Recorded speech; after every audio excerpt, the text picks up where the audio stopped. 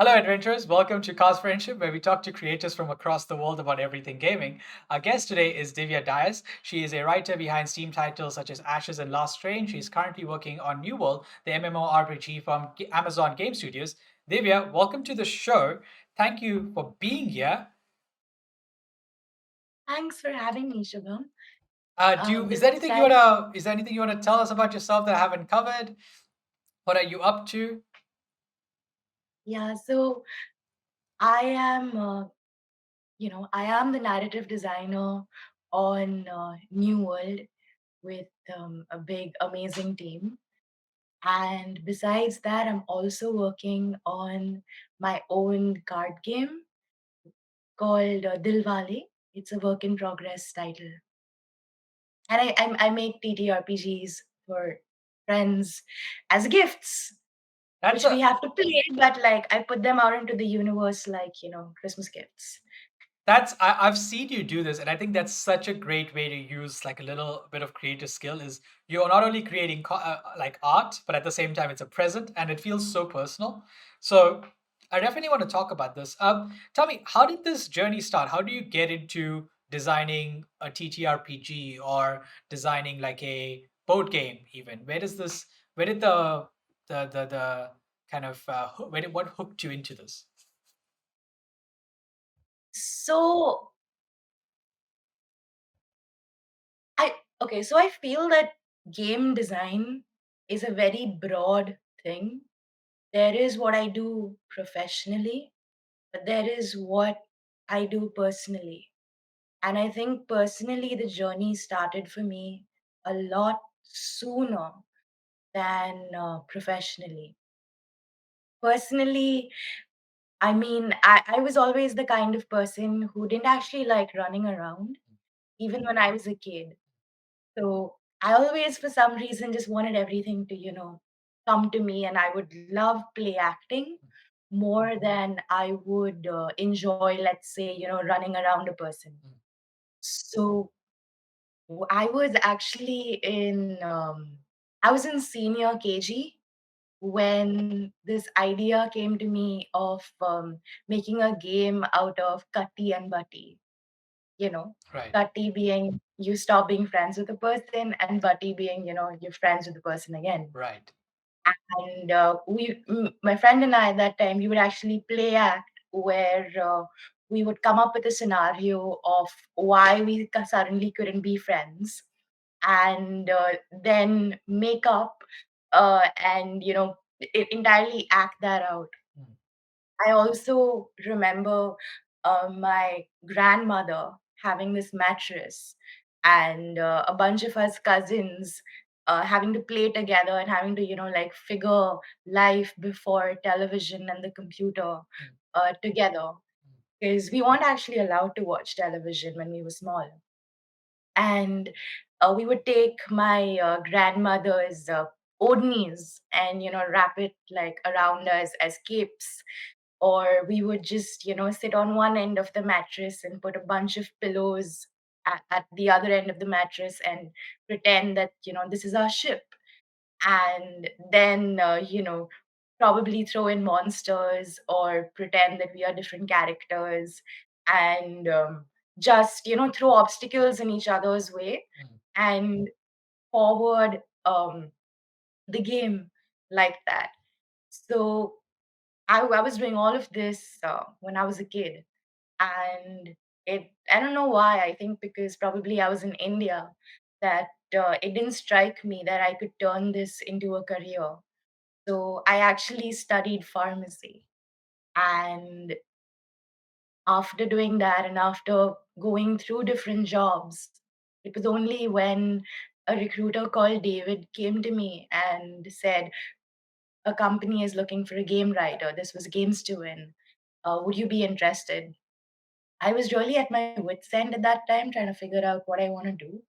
And when this opportunity came, I was like, sure, why not? Let's try this as another job. But I remember getting the test, and it needed me to come up with like branching conversations for a dating game and with a sequel to a bus game. And I just couldn't believe that people were actually able to do this for a livelihood. So I did the test. They liked what I gave them, and I joined. And this was in 2013.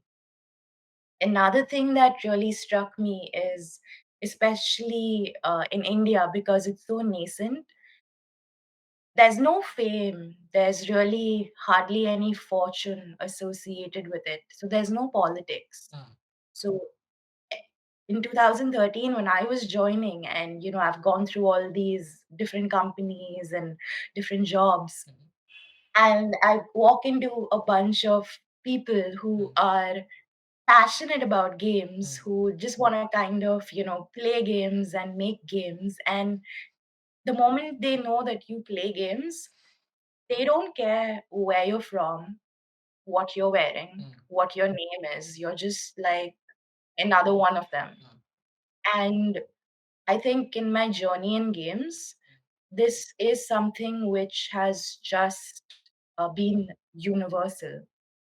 You know, even in Amazon right now, it's a lot about what you do. It's not about who you are or where you're from. right.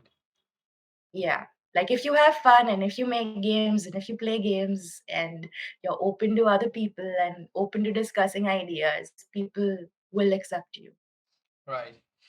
Something that really I found fascinating in your journey there is how you would play games as a child and come up with stuff. And I feel like a lot of children actually do have this kind of freedom of just imagining random rules for play, right? Like they play and they create their own rules, and within those rules, they somehow manage to create a whole kind of process of entertainment for themselves that only they know. And how, like you said, it doesn't get encouraged because there's, I mean, who would think that that's something to follow up on? um, but play is obviously like very central to game design. So I'm curious now, at what point did, like, now that eventually you say you went to Games to Win and all of that, did you start playing again and just having the idea of like, I'm gonna have fun and create something? Or is that like, when did that happen and what was that like? Okay. So I kind of had this promise to myself that I would never grow up, because I think I was really influenced by Peter Pan. Right. Okay. And at some time I even named myself Patrina Pan. Right. Okay. Um, and I think I never left the I never left the idea of playing, Mm, of just whatever I create needs to have fun to it. Whatever I do needs to have fun to it. mm, I think honestly, it's at this point, it's more of a way of life for mm, me. And whether it was coming up with games for Games to Win, or coming up with features for Zynga, or coming up with stories for New World, it's a lot about the play, and about when I was a kid, it was about how will my cousin respond to this if I just put this in front of them. And similarly, now it's like, how will the player respond, if I put this in front of them? Like, will they be shocked? Will they be happy? Will they be like, pleasantly surprised? Is this something that, they will go to their friends and talk about, like, oh my God, I just experienced that. So that sense of play, like it's just something that I never actually lost. right. Right. That's great. I think that it is true that like the child in you shouldn't die because it's such a valuable source of creativity, right? Um, what else? Because you say that that's something that, for example, stayed consistent over the years. But obviously, as with any career, eventually there has to be stuff where you create systems and you have to deliver, like, I wouldn't say, yeah, deliver projects, right? So what were some of the more practical things you had to learn along the way that really stuck out? Like, oh, okay, this is how this is done, or this is how you can do things. So I guess the reason why I keep talking about the analogy of me being a kid is because people sometimes wonder what is it like to be a game designer, or people wonder what is it like to be a gamer. And I want to keep coming back to the fact that we've all played and we've all been into games at some point as kids. Now, um, when we're talking about practicalities, thing is, when I was a kid, I had my I had the mattress and I had the grandmother's odni, Yeah. right? So these were two tools. Now, whatever I would create were based on top of this.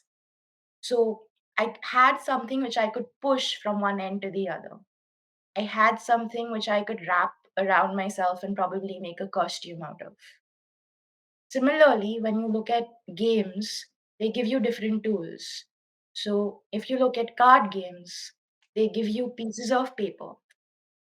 All the information needs to be contained in that dimension of the card.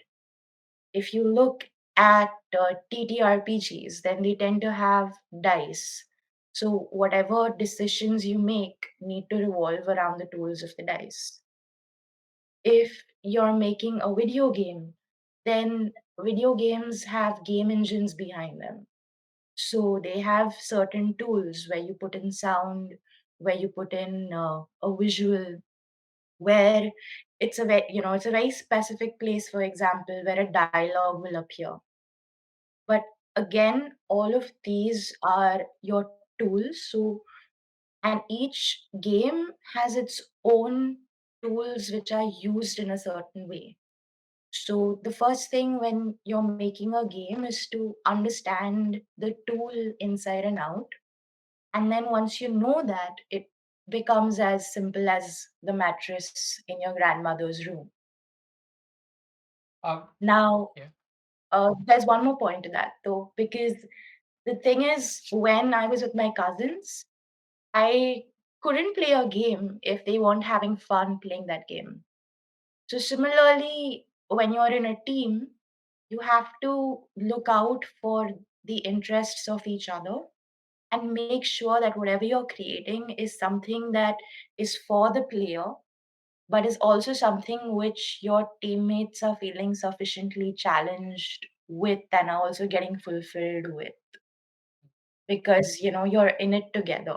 So problem solving and collaboration together becomes a major part, because that's how you're actually going to get anything executed.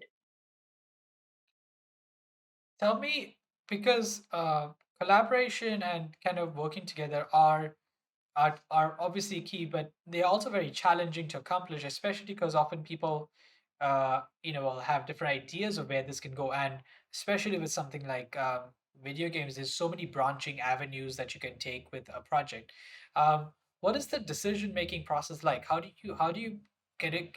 When, say for example, hypothetical, you're sitting at a table and you're all discussing the next quest that needs to be designed, or the next tool that needs to be implemented. How do you kind of come to a consensus? So, normally there's a hierarchy for this, and there's always going to be somebody with the bird's eye view of where the company is at and where the company needs to go. But this always, it gets back to the player. So when you look at the player, who is your audience? What do they want? And how do you know that they want this? So the how do you know that they want this is very important, whether that's shown through data or whether that's shown through player anecdotes. Your player is your king. So um, imagine if there's like a birthday party that you're throwing for a person. You'd want to know their likes, dislikes, what would excite them the most. So then all the decisions get made through that lens. what you said about keeping your audience in mind seems really powerful, because my next question was going to be, how do you design, like, say if you're designing a card game, how do you design, you know, even pick the first tool for it? But I imagine that a lot of this is like keeping in mind who's going to play it, right? Is that again the guiding principle? My Then my next question becomes, how does, with video games I understand there'll be like, game testers, right? But how do you test card games and see if a mechanic is working? When does it feel like? How do you tell even if it's delivering the outcome that you need from it? So in the case of physical card game, which actually physical card games are probably the easiest thing to prototype, first of all, because you just take a bunch of playing cards and put stickers on them, or printouts and card sleeves. But um, the joy of playing a card game with other people is that you actually get to see how quickly do they do what the game needs them to do. And when they're doing it, what is their expression? Because if a person is looking away when it's not their turn, versus a person is actually looking at what other people are playing when it is their turn, when Right. it's not their turn, Mm. and how quickly do they put stuff down? Are they thinking about it, or are they just like, okay, yeah, this is the card, I can put it down, like, let me just put it down. Right. You know, you can see involvement in body language. Honestly, when I am playtesting, I'm looking for facial expressions and body language, because people will tell me how they felt after playing it, but nothing is as true to the self as just seeing how they are physically reacting to what they're doing.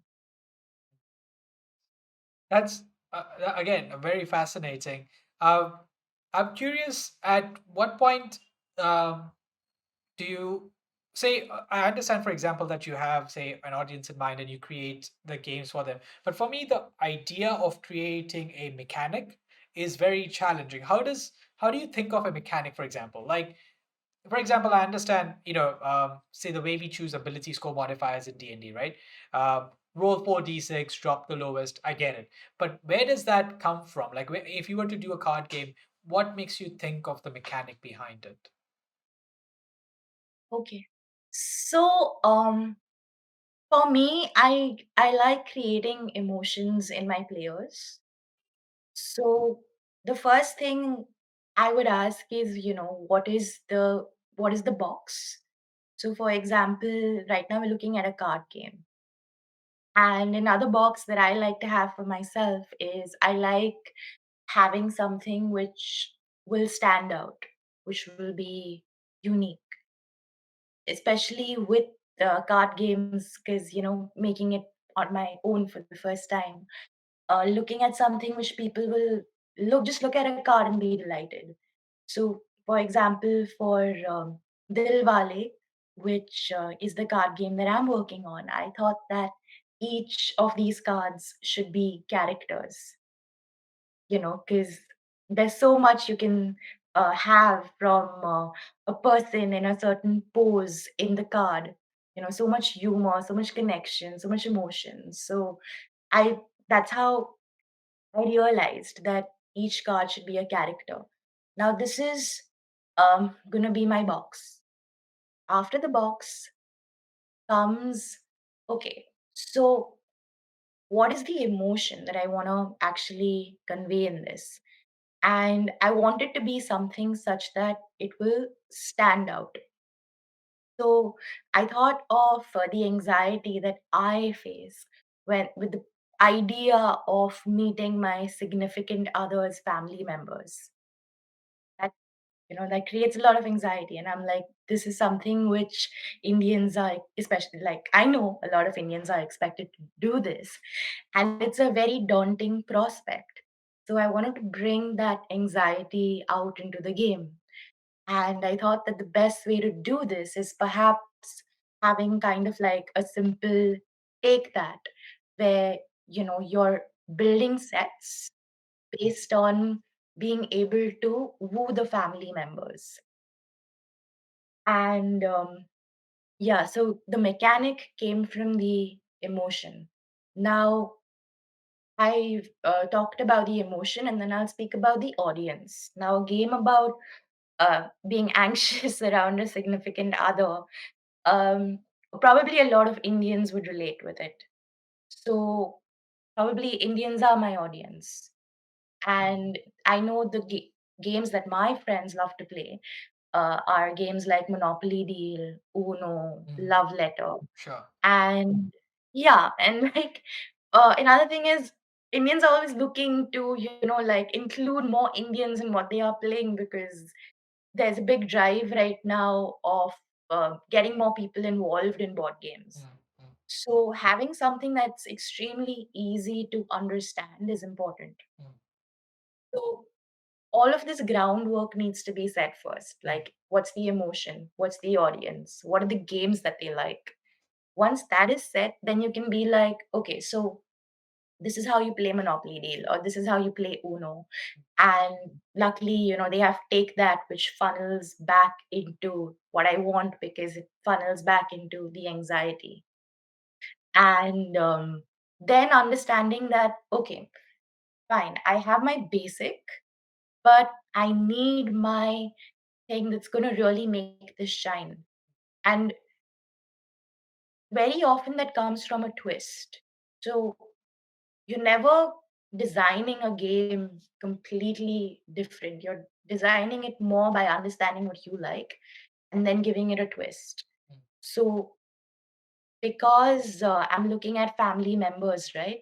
mm, I know that Indians have huge families and they tend to have almost like a familial hierarchy. mhm, So there is a circle where you'd have like your parents and your grandparents. There's another circle where you'd have, your brothers and your sisters. mhm, There's probably another circle where you'd have your aunts, uncles, cousins.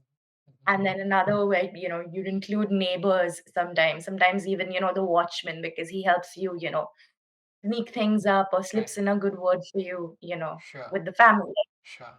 So like that, having like introducing the family circles Right. and then connecting the family circles to the sweetheart Mm, because maybe sweethearts get affected in different ways by different family members. mm, So the mechanic that I actually introduced was having a family circle and having sets mm, based, collecting sets mm. based on collecting certain family members from these circles. Right. Right. So I was influenced by Monopoly Deal Yeah. in the idea of building sets. Yeah. Yeah. But then the twist to the mechanic was Sure. introducing, like family circles and getting sets of different I'm family now members. imagining a capitalist version of like just dealing with your own family, and it's like you have to conquer your family as a buy everyone out, and then you can put some of them in jail, and that's okay.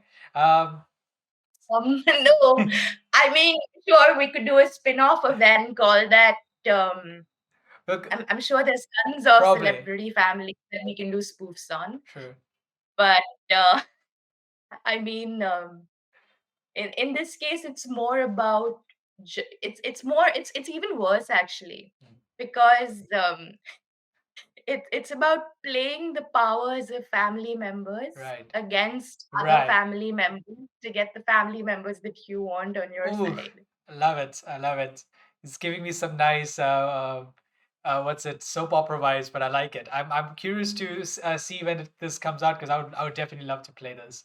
Um, by the way, for those of you who don't know, Dilwale is, I believe, a reference to Dilwale Dulhaniya Le Jayenge.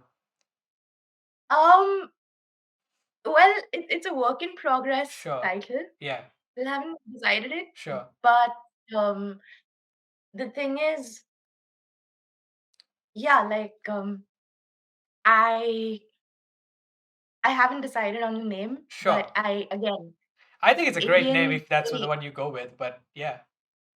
yeah, but let's see because but I did want to emphasize that Dilwale comes from again the fact that Indian audience loves its Bollywood. Right. Yeah. Yeah. So it came from the audience more than from me. Right. You know what I mean? Yeah, no, no, totally get that. Yeah, I was just saying that Dilwale, because the Bollywood references obviously the film Dilwale. Yeah. Exactly. And so, for those Exactly. of you who don't know, Dilwale Dulhaniya Le Jayenge is one of the longest running films of all time. Like, it is, I don't know how many years old now. It's multiple decades old, and it's still running in some cinemas because people just love seeing it. Like, Avatar can get out of the box office records because this movie's just sitting there. Uh, so that's just so for those who don't know. Anyway, coming back to the topic at hand, let's get a bit more into just because you were saying, for example, that your friends like these games, so you can pull some references. What are some games you like? Whether they are board games, TTRPGs, video games. Tell us about your interests. What are you enjoying playing? I love anything with a good story. So and I mean, I think with board games, it's a lot about party games as well, because I like having a good time with my friends. Mhm. And some of my favorites with board games include Dixit, Anomia, Deep Sea Adventure, Love Letter. The story games that I've played with that are Betrayal at House on the Hill. Then I believe there's a sequel this coming out now, if I'm not mistaken. is is there like I'll have to check. I think there's, yeah, yeah, yeah. Um, then I don't know if you played Time Stories. No, no, no, no. Tell me about it though. So Time Stories is about traveling to a certain period in time Mm. to solve mysteries. Ooh, okay. Yeah, and you have like counters for representing the players, Right. and you have like these different characters you interact with, these different things you bring back. It's basically yeah, time traveling and solving mysteries. It sounds like And Doctor Who meets Time Heist or something like that. But it totally sounds like up my alley. yeah, you should try it. I'll do It's that. really good. And I don't know if you played adventure games. So Do you mean like as video games or board games? no, as board games. So there's this there are these games called Escape the Dungeon, Mhm. and there's another one about a chemical factory. Okay. And it's all about, again, going to these different places and solving mysteries based on the clues that you collect. And throughout these games, you're making choices about where to go and what to do. These all sound amazing. At some point, I do want to check them out. Uh, Tell me about any if TTRPGs that you like, if any, and also video games. Like, what's Mm. your current? What are you kind of working your way through right now? So with TTRPGs, I really like Dungeons and Dragons and Savage Worlds are what I've played. There's a game system being developed by a friend, Shazworth, and I'm really looking forward to that when that comes out. Um, Simply because for me, like a TTRPG is all about enough rules Hmm. to get into the magic circle, Hmm. but then give me enough brain space that I can use all of this brain space to come up with, like wacky stories Right. and like do wacky things with my characters. Right. And unfortunately, even though I use D&D Beyond, Hmm. I still keep tripping up on the rules Hmm. of Dungeons and Dragons Hmm. and even, Savage Worlds to an extent. I'm always like, oh, so what's my stat in that? What's my, Right. yeah, I'm the moment I'm looking at a sheet, my eyes are away from the story, Right. Right. and I don't want there to be so many times when that Mm. happens. Right. So there's this rule system which I've tried a couple of times, which Shiraz is working on, which I would be, really excited when it gets released, because it comes from a very story first perspective, Right. Right. and he's actually dividing. Uh, the campaign that you play into acts, Right. just like a film would be Right. divided into acts. Right. And there's a lot of emphasis on just the storytelling. Mm. So yeah, like honestly, that like the thing that isn't even out yet, that's my favorite I respect that. TTRPG. Respect that. And regarding video games, um, of course, like New World, because I'm working on that. And I mean, I love the fact that there's a chance for me to bring in characters from diverse histories Mhm. all over the world, since it is set in the real world Mm. and it is very much derived from actual history. Mhm. Mhm. And it's an MMORPG that um, I mean, I just love playing that. And the other game that I really like, I mean, one of my favorites of all times is Persona 5. Right. Right. Of course. Yeah, I love stories. I Yeah. love anything Yeah, and with, it's one of like, those brilliant storytelling games. So I can see why that would appeal to you. Yeah. yeah. And I love the fact that there is, you know, there is the story which doesn't only get told through the dialogue, but it also gets told through the mechanics and the UX. Mhm. So, for example, um, the dagger being thrown at the date Mhm. really, sends chills down your spine of, oh my God, how much time do I have left Yeah. Yeah. in this game? Yeah. How much time do I have before um, I this like for the deadline Mm. for defeating the dungeon? Mm. So I really like that game. I mean, memorable characters. I actually cried when the game ended because I was so attached to all the characters, to all the conversations Right. we'd had. And besides that, another really cool thing about that game is that you, like, when you unmask a character, Mm. you, when you discover what kind of phantom thief they are, it's kinda like opening a present on Christmas Day because there's so much excitement Mm. around that. "Oh, so this is who, your phantom thief is." Right. Yeah. Uh, because you mentioned these cool mechanics in Persona 5 that like really stuck out with you, what are some other mechanics, whether they are in board games or even in Shiraz's game, that you kind of like, that's a really cool mechanic. I want to use that more often. So, the game that, I mean, first of all, like, that's a really tough question because there are tons of mechanics, like, that I experience on almost a daily basis, especially because I mean, there's a new world where people are coming up with like amazing things all the time. And I obviously can't talk about any of that. But it's like being an amazing, like every day when I go into work, it's like, oh my God, what amazing thing are people talking about right now? And another thing is I'm a part of a lot of board game design groups. So I'm always in touch with the different mechanics that people are coming up when they're making their games. So playtesting almost every Thursday Right. as well, you know. So it's like I keep getting tons of mechanics all around me. Um, but I think one there are two card games which stick out to me, especially since I'm thinking a lot in that area. Hmm.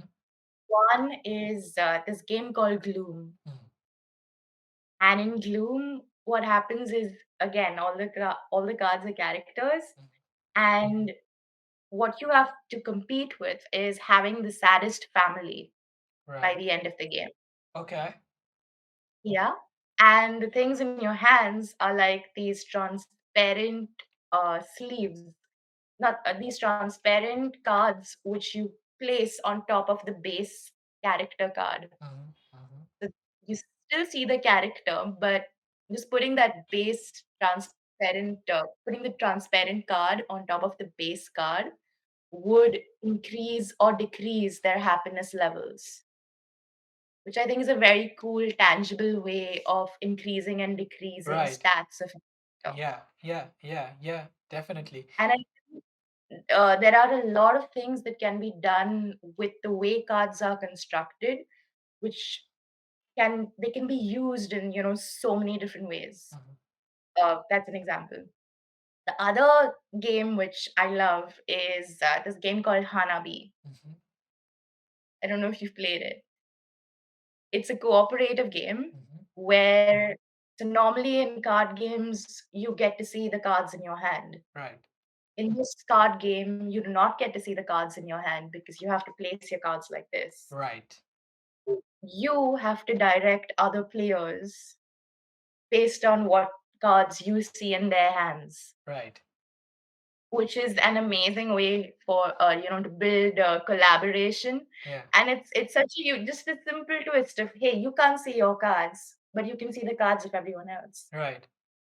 So these are the standout mechanics. Nice. They're really cool mechanics. All of them sound very fascinating. They all have such clear intent into what they managed to achieve with the game, right? Like each one seems to have a very clear purpose for how you will what effect it will get out of the player.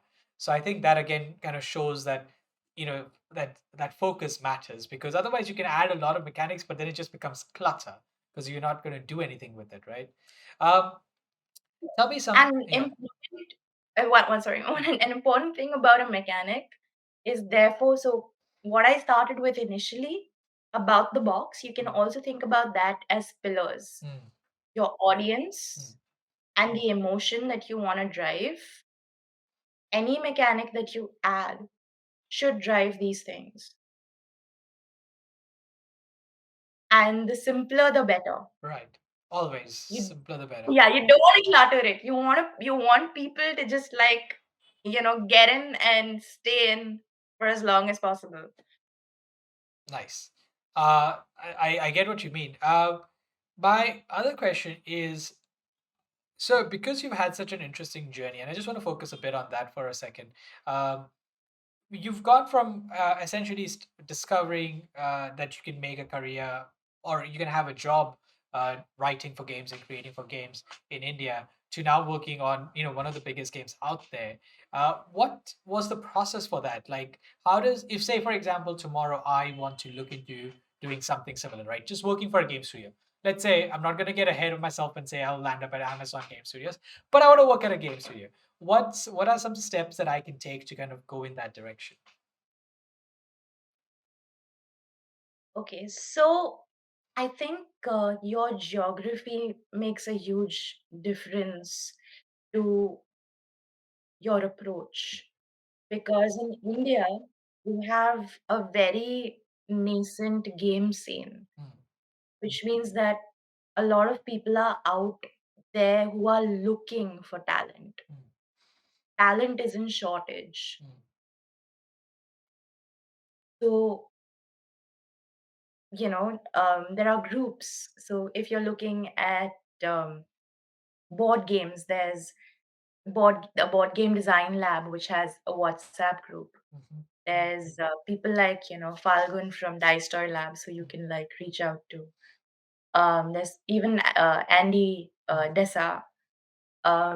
There's in video games, IGDC mm, has a Discord, mhm, mhm, and Yadu Rajiv is quite a helpful guy to mm, reach out to. So these people are really there to help you succeed. mm, Because they've given me a lot of helpful mm. advice over the years, and yeah, they are there to help you. Um, and then so I spoke about that TTRPG. I mean, Desis and Dragons is an amazing to Sure, come on over, like guys. You know where to find us. Link in the description. yeah.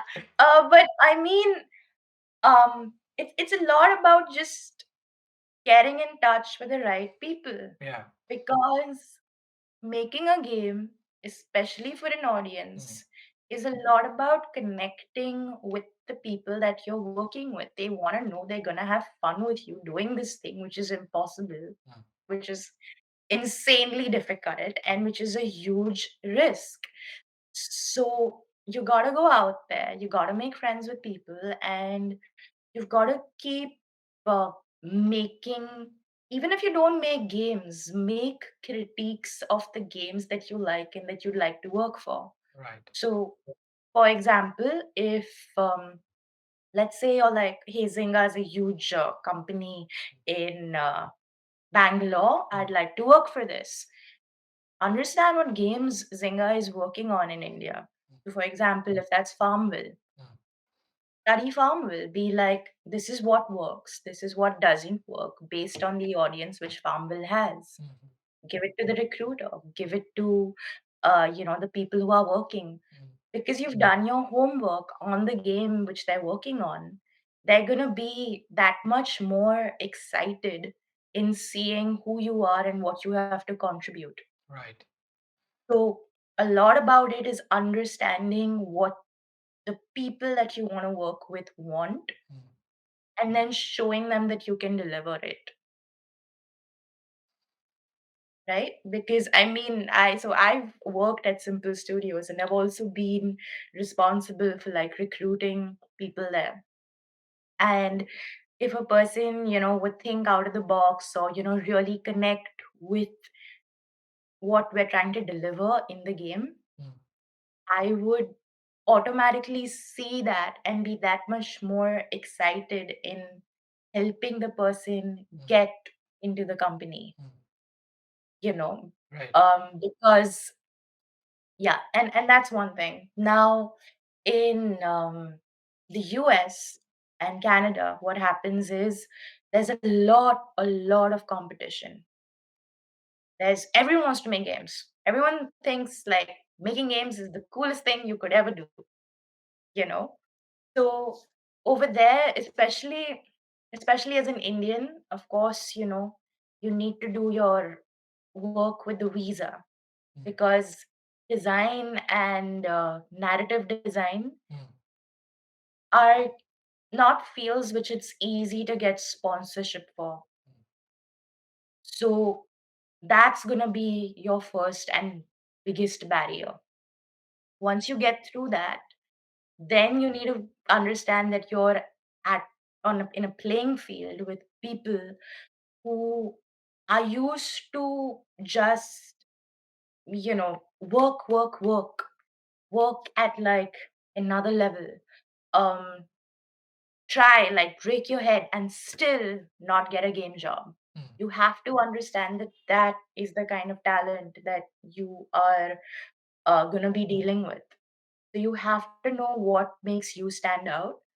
But more importantly, you have to know what is the measure of your work. So, for example, in design, mm, if you have an idea, or if you've even better got work experience of shifting metrics mm, in a certain way, then people know that you know why the audience likes what it likes, mm, and how you can make a change to give the audience more of what it mm, wants. That's how you shift metrics. But in the case of narrative, narrative is story, narrative is subjective. So then in that case, you try to understand who is going to be looking at your test, because the person who's looking at your test is going to be your audience. mm, So if you can get from the recruiter mm, who is going to be, reading this, mm, then you study their LinkedIn, you study what they've worked on, study their passion, study what drives them. Because the thing is, you have to understand there are so many people applying for things that that little test which you have, mm, that's the time when you're actually going to even be read. mm, And if you don't grip people from the get go, mm, that's your opportunity lost. right. So every word that you send out needs to be judged Mm, for, is this gonna capture my audience? mm, Is this going to actually connect with them? The audience being the people who are going to make those hiring decisions. Mm. So therefore, based on the aspect of games that you want to get into, you need to understand how is it going to be judged, Mm. and then accordingly create your piece. That's fascinating. It also sounds like you highlight some very prominent issues that I think any creator from India faces. Where in within India, unless say you're trying to get into Bollywood, where there is a lot of competition.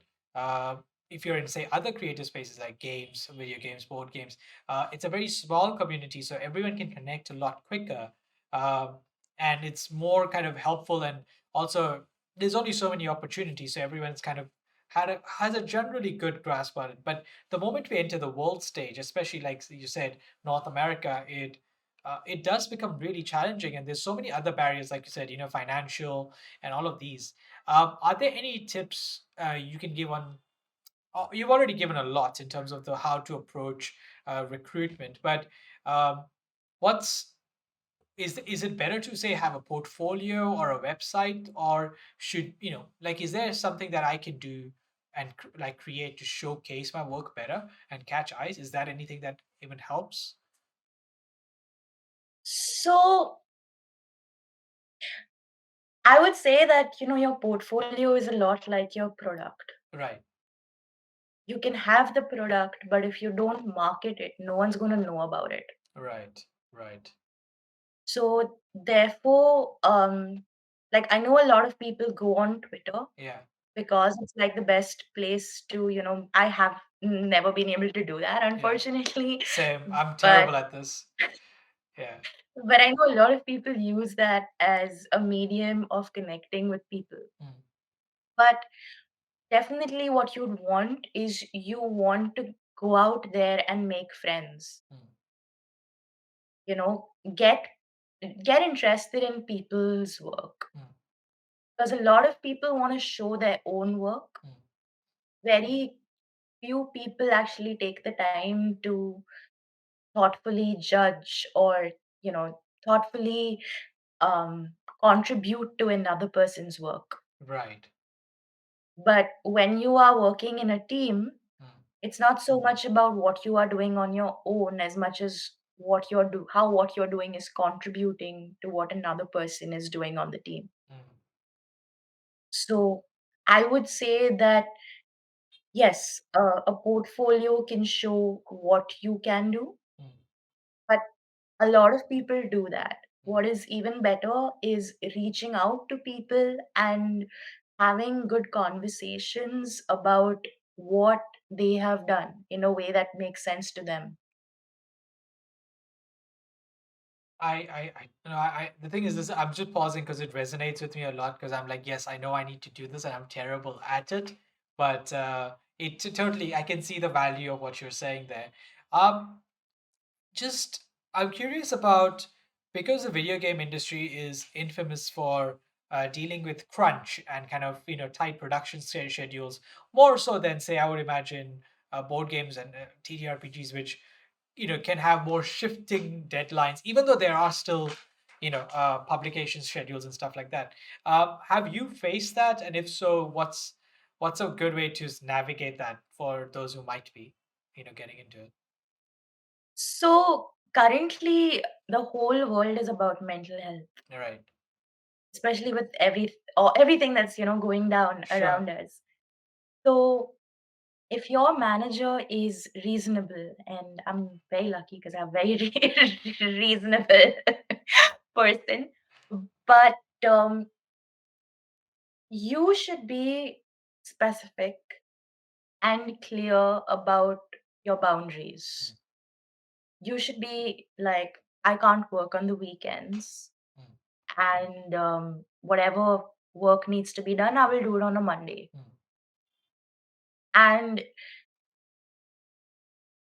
if you put your barrier down and if you explain mm, why you need that, people will not make you crunch. mm, Too often, what happens is, especially because everything is competitive. Mm, Everything is demanding, everything is hard work, mm, and you want to prove yourself because you are in a creative field that you've always wanted to be in. You take things upon yourself mm, which make you crunch. mm. Interesting. You're like, I can do this, I can do this, I can do this, and then I can show how awesome I am, right? Yeah. And because the thing is, I've done that because when I'm creating a story or when I am reviewing characters, I'm entering that world, I am engaging with these characters. I'm like, this is the biggest high, this is the best thing, and I can, show exactly what a great writer I am by using these 10 hours without bothering about anything else because I'm in the zone. Mm, And what happens is, because I did this recently where probably started working at, 6 p.m. and I was working till, let's say, 4 a.m. mm, But that was because I was, just going in the zone. mm, And what I realize, especially with game design, is that so much about it is collaboration, mm, problem solving, execution with, these tools, which sometimes can be really daunting. So there's so much more to games than the creative flow or than just, finding yourself in that sweet spot. mm. It demands so much from you in so many ways that people understand crunch is bad and that you have to be specific with yourself because you want to save your energy for all these other things that it's going to demand of you. I particularly feel this oddly enough this weekend because I've just had 2 crazy weeks of like outputting like just writing a bunch, and I've kind of gotten to a point where I'm like, I don't want to write anymore. I just want to sit and read and like watch a film because I need that nourishment to come into me before I can like try to be creative again.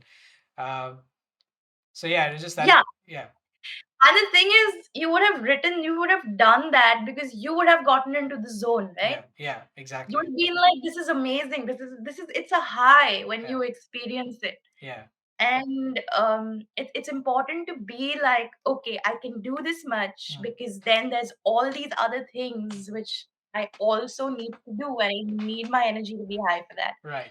So, and when it comes to working in a company, do not be intimidated. Be specific, be clear, and set your boundaries very clearly and sweetly, and even discuss why if it's needed.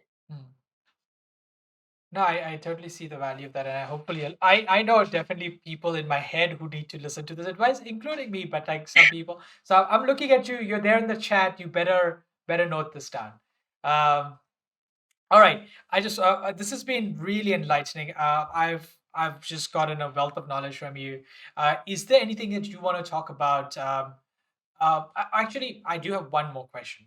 Now that I think of it, because you've had this journey and now you're here. This is a twofold question. One, future goals. Where do you want to see? Where do you want to go next? If there is a place you want to go next, and also looking back, what's some advice you might have given yourself when you were starting out on this journey to do things differently, if anything?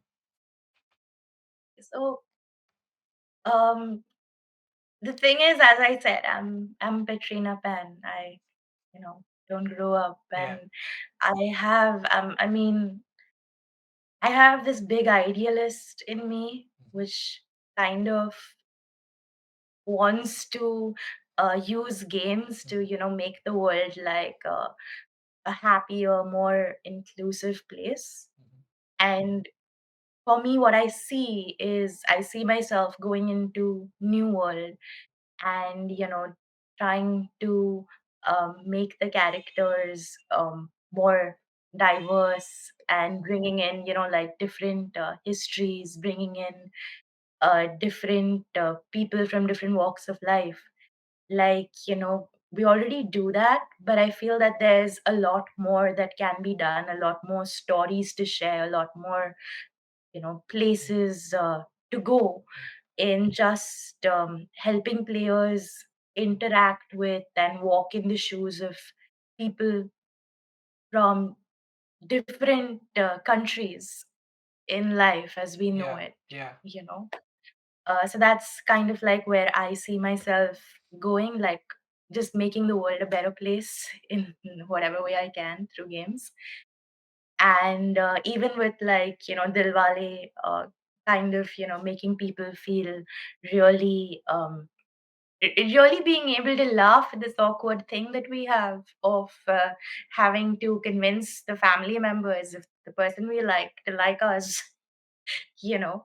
Uh, so having more games like that, which bring up, these awkward moments and just enabling us to laugh at these things that, make us suffer. Um, and the other thing is about the tips. Yeah. The tips, as I said, like I keep saying this, audience. Audience is like extremely important. I wish I'd known this earlier because it's not enough to think the audience is important. It's important to also catch yourself on your biases Mm, because it's very easy to be like, I like this and mm, I am Indian, mm, therefore Indians must like it, mm. Right. you know, Yeah. instead of actually going out and doing the legwork and being like, hey, Indian, what do you actually like? Yeah. You That's know? how I'm going to talk to everyone. Be like, hey, Indian, what do you like? Uh, I mean, that's just like, my no, no, generic word from the audience for the game currently. yeah. And then, but really doing your surveys, doing your understanding of, okay, the people who like it, are these people going to be like hardcore players, or are these people going to be people who like light party games? Mm, And then making the rules accordingly, being right. very strict with myself that no, the rules should not be complex. The game should not be complex. Even if other people think it's fun, probably they're coming from another place when they're suggesting that this change is going to make the game complex, is going to make it more fun. It's not going to make it more fun for the audience I actually know the game has. And this is why, Right. so being very specific about it.